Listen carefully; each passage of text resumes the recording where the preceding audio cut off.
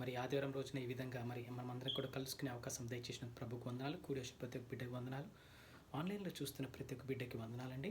మరి ఆదివారం రోజున మనము మార్కు 5వ అధ్యాయము మొదటి 20 వచనాలు చూసుకుందాం. ఈరోజు మనము మరి దేవుని కృపను బట్టి మనం అందరం కూడా మరి దేవుని కృపాసనం బట్టి, దేవుని కృపను బట్టి, ఆయన కనికరం బట్టి మనం అందరం కూడా ఈ విధంగా మరి ముందుకెళ్తున్నామంటే మన జీవన సాగనంలో మరి దేవుడికి వందనాలు తెలుసుకుందాము. మరి ముందుగా మనము చిన్న ప్రార్థన చేసుకుని ప్రారంభించుకుందాం.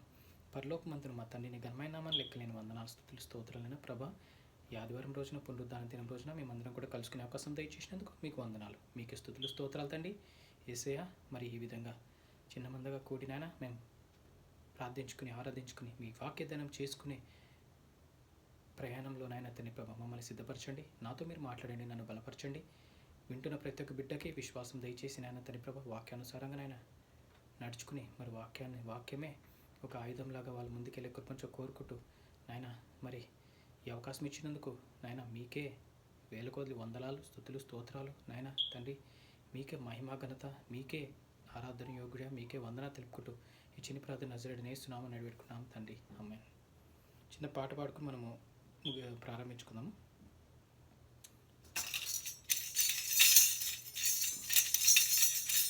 ప్రేమా పూర్ణుడా, స్నేహశీలుడా, విశ్వనాథుడా, విజయ వీరుడా, ఆపత్కాలమందున సర్వలోకమందున్న దీన జనాలి దీపముగా వెలుగుచున్నవాడా, ఆరాధించు నిన్నే లోకరక్షకుడా, ఆనందించు నీలో జీవితాంతము. నీ కృప ఎంత ఉన్నతమో వర్ణించలేను స్వామి, నీ కృపయందు తుది వరకు నడిపించు యేసయ్యా. నా తోడు నీవుంటే అంతే చాలయ్యా, నా ముందు నీవుంటే భయమే లేదయ్యా. నా తోడు నీవుంటే అంతే చాలయ్యా, నా ముందు నీవుంటే భయమే లేదయ్యా. పూర్ణమై సంపూర్ణమై నీ దివ్య చిత్తమే నన్ను నడిపి నూతనమైన జీవ మార్గము. పూర్ణమై సంపూర్ణమై నీ దివ్య చిత్తమే నీవు నన్ను నడిపే నూతనమైన జీవ మార్గము. ఇహమందు పరమందు ఆశ్రయమైన వాడవు, ఎన్నాళ్ళు క్షణమైన నన్ను మరువని యేసయ్యా. నా తోడు నీవుంటే అంతే చాలయ్యా, నా ముందు నీవుంటే భయమే లేదయ్యా. నా తోడు నీవుంటే అంతే చాలయ్యా, నా ముందు నీవుంటే భయమే లేదయ్యా. హల్లెలూయా. వాక్యదానం చేసుకుందామండి. మనము మార్కు 5:1-20 వచనాలు. యేసు ప్రభు మరి ఒక దెయ్యం పట్టిన మనిషిని మళ్ళీ బాగు చేయడం. జీసస్ రిస్టోర్స్ ఎ డీమన్ పొసెస్డ్ మ్యాన్. టాపిక్ వచ్చేసి మార్కు 5:1-20 వచనాలు. మార్కు 5:1 మొదటి వచనం నుంచి చూసుకుందాము. వారు సముద్రమునకు ముందుగా చిన్న ప్రార్థన. పరలోకమవుతాని నాయన ఈ వాక్యదానం చేస్తుండగా మాతో మీరు మాట్లాడండి. వాక్యం ద్వారా మమ్మల్ని బలపరిచి మీ నామానికి మహిమ తెచ్చుకోమని చిన్ని ప్రార్థన నజరేయుడైన యేసు నామమున నడిపెట్టుకున్నాం తండ్రి, ఆమేన్. మార్కు 5:1-20 వచనాలు. వారు సముద్రమునకు అద్దరినున్న గెరాసేనుల దేశమునకు వచ్చిరి. ఆయన దోణి దిగగానే అపవిత్రాత్మ పట్టినొకడు సమాధులలో నుండి వచ్చి ఆయన కెదురుపడెను. వాడు సమాధులలో వాసము చేసేడివాడు, సంకెళ్లతోనైనను ఎవడును వాని బంధింపలేకపోయెను. పలుమారు వాని కాళ్ళకును చేతులకును సంకెళ్ళు వేసి బంధించినను వాడు ఆ చేతి సంకెళ్ళు తెంపి కాలి సంకెళ్లను తుత్తినీలుగా చేసెను గనుక ఎవడును వానిని సాధుపరచలేకపోయెను. వాడు ఎల్లప్పుడూ రాత్రింబగలు సమాధిలో నుండి కొండలలోనూ కేకలు వేయుచు తన్ను తాను రాళ్లతో గాయపరుచుకొనుచు నుండెను. వాడు దూరం నుండి యేసును చూచి పరిగెత్తుకునొచ్చి ఆయనకు నమస్కారం చేసి, యేసు సర్వోన్నతుడైన దేవుని కుమారుడా, నాతో నీకేమి? నన్ను బాధపరచుకుమని దేవుని పేరట నీకు ఆనబెట్టుచున్నానని బిగ్గరగా కేకలు వేశాను. ఎందుకనగా ఆయన అపవిత్రాత్మ ఈ మనుష్యుని విడిచి పొమ్మని వానితో చెప్పాను. మరియు ఆయన నీ పేరేమని వానిని అడగగా వాడు నా పేరు సేన ఏలే మేము అనేకులమని చెప్పి తమ్మును ఆ దేశంలో నుండి తోలివేయవద్దని ఆయనను మిగుల బతిమాలుకొనెను. అక్కడ కొండ దగ్గర పందుల పెద్ద మంద మేయుచుండెను గనుక ఆ పందులలో ప్రవేశించినట్లు మమ్మను వాటి యొద్దకు పంపుమని ఆ దెయ్యములు ఆయనను బ్రతిమాలుకొనెను. యేసు వాటికి సెలవీయగా అపవిత్రాత్మలు వానిని విడిచి పందులలో ప్రవేశింపగా ఇంచుమించు 2000 సంఖ్యల గల ఆ మంద ప్రపాతం నుండి సముద్రపు దారిని వడిగా పరుగెత్తుకొని పోయి సముద్రంలో పడి ఊపిరి తిరుగక చచ్చెను. ఆ పందులు మేపుచున్నవారు పారిపోయి పట్టణములోను గ్రామములలోనూ ఆ సంగతి తెలియజేసిరి. జనులు జరిగినది చూడవెళ్ళి యేసునొద్దకు వచ్చి నేన సేన అను దెయ్యములు పట్టినవాడు బట్టలు ధరించుకొని స్వస్థచిత్తుడై కూర్చుండి ఉండుట చూచి భయపడిరి. జరిగినది చూచిన వారు దెయ్యములు పట్టిన వానికి కలిగిన స్థితియు పందుల సంగతియు ఊరి వారికి తెలియజేయగా తమ ప్రాంతములు విడిచిపొమ్మని వారు ఆయనను బతిమాలు కొనసాగిరి. ఆయన దోణి ఎక్కినప్పుడు దెయ్యములు పట్టినవాడు ఆయన యొద్దకు తన్నుండనిమ్మని ఆయనను బతిమాలు కొనెను. గాని ఆయన వానికి సెలవిగా నీవు నీ ఇంటి వారి యొద్దకు వెళ్ళి ప్రభు నీ యందు కనికరపడి నీకు చేసిన కార్యములన్నిటినీ వారికి తెలియజెప్పుమనెను. వాడు వెళ్ళి యేసు తనకు చేసినవన్నీయు దెకాపొలిలో ప్రకటింపనారంభింపగా అందరూ ఆశ్చర్యపడిరి. ఆమేన్. ఈ వాక్యం దేవుడు దీవించును గాక. మరి ఈ వచనాలు మనం చూసుకున్నట్టయితే మరి వారు ఆ సముద్రం అద్దరినకు అంటే మనము ముందు వచనాలు చూసుకున్నట్లయితే దేవుడు ఈ పక్క నుంచి ఆ పక్కకి మరి పడవ ప్రయాణం చేద్దాం వెళ్ళేటప్పటికి మధ్యలో తుఫాన్ వస్తుంది, స్ట్రామ్. ఆ ముందు వచనాలు అంటే 4వ అధ్యాయం లాస్ట్ వర్షంలో మనం స్ట్రామ్ గురించి చూసుకున్నాం. మన జీవితంలో స్ట్రామ్ వచ్చినప్పుడు ఎలా మనం ఎదుర్కోవాలని. ఇప్పుడు ఆ అద్దరికి ఎందుకు వెళ్ళమన్నారు అన్న ఆలోచన మనకి తట్టుంటుంది చాలామందికి. ఎందుకు అద్దరికి వెళ్ళమన్నాడు, అక్కడ దేవుడు ఏం కార్యం చేయబోతున్నాడు, అక్కడ ఏం సూచక్రియ మనం చూడబోతున్నామో, అక్కడ ఏముంది అని మనకి చాలామందికి ఒక ఆలోచన వచ్చి ఉంటుంది. సో ఆలోచనకి మనకి జవాబు దేవుడు వాక్యమే సెలవిస్తుంది. 5వ అధ్యాయము మొదటి 20 వచనాలు ఏంటంటే ఈ పక్క నుంచి ఆ పక్కకి ట్రావెల్ చేసిన తర్వాత వారు ఆయన సముద్రం అద్దరిన గెరాసేనుల దేశమునకు వచ్చారు. అంటే గెరాసేను ఒక దేశంలోకి వచ్చినప్పుడు ఆయన దోణి దిగగానే అపవిత్ర ఆత్మ పట్టిన ఒకడు వచ్చి ఆయనకు ఎదురుపడాను. అంటే అక్కడ ఒక అపవిత్ర ఆత్మ అంటే ఒక అపవిత్ర ఆత్మలు పట్టి ఆయనని బంధించారంట, కాళ్ళకి చేతులకి సంకెళ్ళు వేసి గెరాసన్ అనే దేశంలో. సో అంటే బంధించారని మరి దేవుడికి ఇన్ఫర్మేషన్ వచ్చేసింది. సో ఈ దేవుడు అక్కడికి వెళ్ళగానే దేవుని చూసి ఆయన దోణి దిగగానే అపవిత్రాత్మ ఎదురుగా వచ్చేసాడంట. యేసుని చూడగానే వచ్చిన తర్వాత వారు సమాధిలో చేసిన వారు సంఖ్యలనైనను బంధింపలేకపోయారు.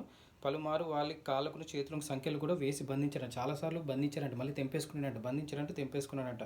వాళ్ళు ఎల్లప్పుడు రాత్రి పగలు ఆయన అక్కడే సమాధిలో ఉంటుండంట. ఎవరైతే దెయ్యం పట్టినడు కొండలలోనూ కేకలు వేస్తున్నట్టు రాత్రిపూతులు కేకలు వేసి తాను రాళ్ళతో గాయపరుచుకుంటాడంట.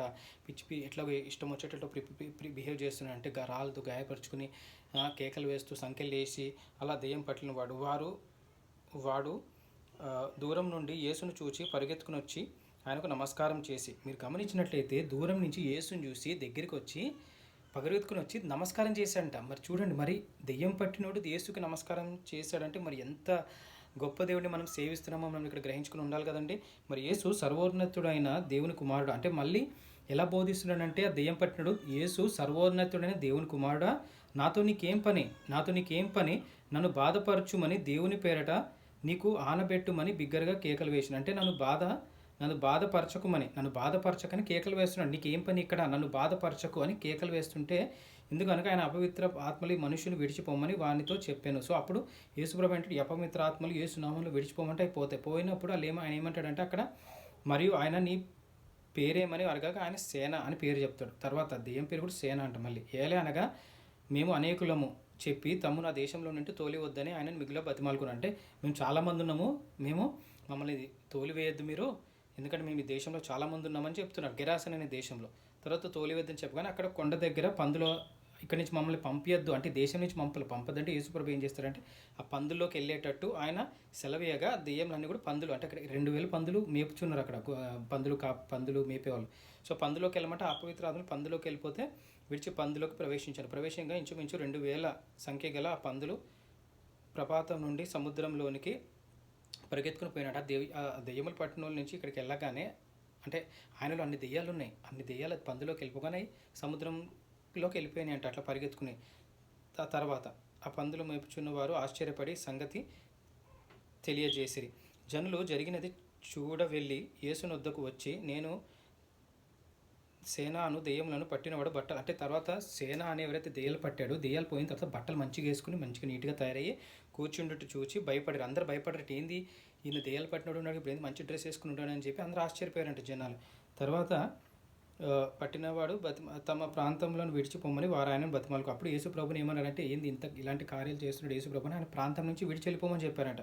అప్పుడు ఆయన ధోని ఎక్కినప్పుడు దెయ్యములు పట్టినవాడు ఆయన దగ్గరికి వచ్చి, ప్రభువా నీ యందు కనికరపడి నీకు చేసిన కార్యములన్నింటినీ వారికి తెలియజెప్పమని. అప్పుడు ప్రభు దగ్గరికి వచ్చి తను ఉండమని ఆయనను బతిమాలుకున్నాను. అప్పుడే ఆ సేనా పట్టిన దెయ్యం పట్ల అనేది యేసు ప్రభు దగ్గరికి వచ్చి వెళ్ళిపోతుంటే బతిమాలు కూడా ఉండమని అంటే, కానీ యేసు ప్రభు ఏమంటాడంటే, నువ్వు వెళ్ళి నీ జీవితంలో చేసిన కార్యాలన్నీ కూడా నువ్వు సెలవియ్యి, నేను నీకు జరిగిన కార్యాలు, నీ జీవితంలో జరిగినవన్నీ కూడా నువ్వు తెలియజేయమని చెప్పని వాడు వెళ్ళి తనకు చేసిన కార్యములన్నీ దెకాపోలిలో ప్రకటింపను ఆరంభించాను. సో అప్పుడు ఆయన జీవితంలో జరిగిన కార్యాలన్నీ కూడా డెకాపోలిస్లో అందరికీ చెప్పడం ప్రారంభించాడంట, ప్రకటించడం ఏం జరిగింది ఏందా అన్నది. సో ఇది మనం చూసుకున్నట్లయితే మన జీవితాల్లో మనము ఇలాంటి సంఘటనలు ఎన్నో మనం ఎదురు చూస్తామండి. కానీ మనల్ని విడుదల చేసే ఆ యేసునొద్దకు మన చూపులు మల్లుకోవాలి. ఎందుకంటున్నానంటే, మన చూపులు ఎప్పుడైతే యేసునొద్దకు మల్లుకుంటే దేవుడు మన జీవితాల్లో వచ్చి ఆయన మన జీవితాల్లో ఇలాంటి శోధనలు కానీ, ఇలాంటి బాధలు, ఇబ్బందులు, మనకి ఎటువంటి కష్టాలున్నా యేసు ఒక్కసారి మాట సెలవిస్తే మన జీవితాలు మారిపోతాయి. సో మనము ఇక్కడి నుంచి నేర్చుకోవాల్సిన సందేశం ఏంటంటే, ఆ దెయ్యాలు పట్టినోడు అక్కడ చైన్స్ వేసి ఉన్నట్టు మనకు కూడా కొన్ని చైన్స్ ఉంటాయి, మనకి స్ట్రాంగ్ హోల్డ్స్ అనే కొన్ని చైన్స్ ఉంటాయి. ఆ చైన్స్ నుంచి మనం విడుదల కలగాలని మనం ప్రార్థన చేసుకోవడం వల్ల దేవుడు మనకి విడుదల కలిగిస్తాడు. సో అదేవిధంగా మనకి ఏ విధమైన ప్రాబ్లం వచ్చినా కానీ, అంటే బంధకాలు అనేది చైన్ కాదు. నేను చైన్ అనేది ఏమంటున్నానంటే, ఆ బంధకాలు అనేది మనకి స్ట్రాంగ్ హోల్డ్స్ రూపంలో ఉంటాయి. కొంతమంది కొన్ని వ్యసనాలు ఉంటాయి, కొంతమంది కొన్ని అలవాట్లు ఉంటాయి, కొంతమంది కొన్ని దుర్వ్యసనాలు, కొన్ని కైండ్ ఆఫ్ హ్యాబిట్స్ మనము అవన్నీ కూడా మార్చుకోవాలి అని మనము ప్రయత్నిస్తాం, కానీ మన వల్ల కాదు. కానీ యేసు నొద్దకు మనం వెళ్ళి మనం యేసు వైపు చూస్తే ఆ హ్యాబిట్స్ అన్నీ కూడా దేవుని కృపను బట్టి తగ్గుతాయి. ఇక్కడ ఎలా అయితే ఈ చైన్స్ వేసి మరి అపవిత్ర పట్టిన ఆత్మలు పట్టిన ఆయనకి విడుదల కలిగిందో, మంచి బట్టలు వేసుకుని మంచిగా కూర్చున్నాడో, జనాలందరూ కూడా ఆశ్చర్యపోయారు. మన జీవితాలను కూడా మార్పు చెందాలంటే మనం యేసు నొద్దకు రావాలి. యేసు వైపు మన చూపు మల్లుకుంటే యేసు తప్పకుండా మన జీవితాల్లో అద్భుత కార్యాలు చేస్తాడని మనం నమ్మాలి. మనం నిరీక్షణ కలిగి ఉండాలి, విశ్వసించాలి. తప్పకుండా యేసు మన జీవితాల్లో కార్యాలు చేస్తాడండి. సో మనం ఈ వచనాల నుంచి మనం ఏం నేర్చుకుంటామంటే, మన జీవితాలు కూడా ఇలాంటి సంఘటనలు జరిగినప్పుడు కూడా మనం ఎక్కడ కూడా చింతపడద్దు, నిరాశ చెందొద్దు, మనము దిగులు చెంది భయపడద్దు. మనం ఎప్పుడు కూడా యేసు మన తోడున్నాడని చెప్పి నమ్మి విశ్వసించి ముందుకి మన ప్రయాణం సాగించుకుంటే దేవునికి మహిమ కలుగుతుంది, మనకు కూడా ఈ బంధకాల నుంచి విడుదల కలుగుతుందని మనం నమ్మాలి. చిన్న ప్రార్థన చేసుకుని పూజించుకుందాం. పరలోకం తండ్రి, ఘనమైన లెక్కలైన వందనాలు, స్తుతులు, స్తోత్రాలైన ప్రభా, ఈ విధంగా ప్రార్థించుకునే అవకాశం దయచేసి మీకే వందనాలు తండ్రి. నేను ఈ వాక్యం పట్ల మాతో మాట్లాడిన మీకు వందనాలు. మార్కు 5:1-20 వచనాలను ఇచ్చిన ఆయన తండ్రి ప్రభా, మీరు మాతో స్పష్టంగా మాట్లాడారు, సూటిగా మాట్లాడారు. ఈ వచనాల నుంచి మేము నేర్చుకోవాలి, నెక్స్ట్ వీక్ అంతట్లో నేర్చుకుని ముందుకి సాగే కృపను కోరుకుంటూ, నాయన మాలో ఉన్న స్ట్రాంగ్ హోల్డ్స్, మాలో ఉన్న నాయన దుర్వ్యసనాలు ఏమున్నా అన్నీ కూడా తీసివేసి బాగు చేస్తున్నందుకు, మమ్మల్ని మారుస్తున్నందుకు మీకే వందనాలు, మీకే స్తుతులు, స్తోత్రాలు చెల్లించుకుంటూ నాయన ఈ చిన్ని ప్రార్థన నజరేయుడైన యేసు నామమున అడిగి పెట్టుకున్నాం తండ్రి. ఆమేన్. అందరికీ shalom. Have a great day. Thank you.